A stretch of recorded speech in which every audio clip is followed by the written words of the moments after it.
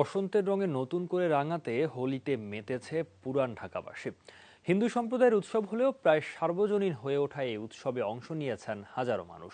তবে রঙের এই উৎসবে কালিমা লেপে দিয়েছে বখাটেদের উৎপাত। বিড়ম্বনায় পড়তে হয় পথচারীদেরকেও।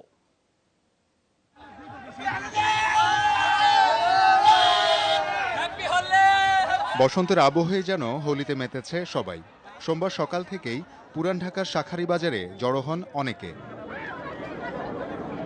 হিন্দু ধর্মাবলম্বীদের মতে ভগবান শ্রীকৃষ্ণ মেতেছিলেন আবির খেলায়।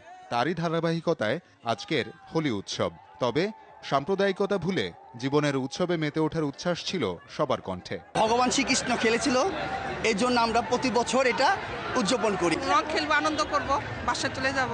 অনেক ভালো একটা আন্ডারস্ট্যান্ডিং, রং দিয়ে দিচ্ছে, অন্যরকম একটা মজা হচ্ছে। শুধুই যুবক যুবতী নয়, এই আনন্দে সামিল হন সব বয়সী মানুষ। এক এক ধর্মের মানুষ আসতেছে, সবাই সবার মতো মজা নিচ্ছে। এখানে যে তারা আনন্দটা পাচ্ছে, এটা তো আসলে অন্য জায়গায় গেলে পসিবল না। অস্থির ফ্রেন্ডদের সাথে আমার ফার্স্ট হোলি আমি খেলতেছি, অনেক মজা করতেছি। কিন্তু বেলা গড়াতেই গলি থেকে সড়কে চলে আসে উৎসবের মিছিল। বাড়তে শুরু করে বখাটেদের উপদ্রব। বেশিরভাগ ক্ষেত্রেই তাদের টার্গেটে পরিণত হয় নারীরা। এই বছর ইটস রিয়েলি ভালগার। এখানে মানে কিছু বলার নাই, এটা ফেস্টিভ্যাল না, অ্যাকচুয়ালি নোংরামি বলা চলে। আমি বারবার এই ছেলেগুলোর কাছে সরি বলছি, কিন্তু ওরা আমাকে কি করছে দেখেন। এখন যদি আমার চাকরিটা আমি না বাঁচাইতে পারি তাহলে এটার ক্ষতিপূরণ কে দিবে? রেহাই পায়নি পথচারী, যাত্রী, স্কুল বা কলেজ ফেরত শিক্ষার্থীরাও। ভয় লাগতেছে এখন খুবই, আসলে এটা খুবই খারাপ লাগছে।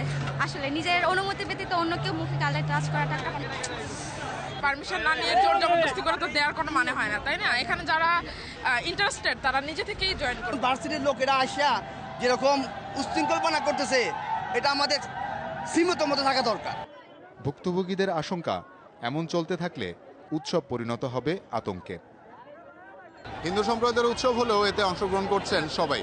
তবে আশঙ্কার কথা হচ্ছে, মানুষ বাড়ার সাথে সাথে ঘটছে উচ্ছৃঙ্খলতা।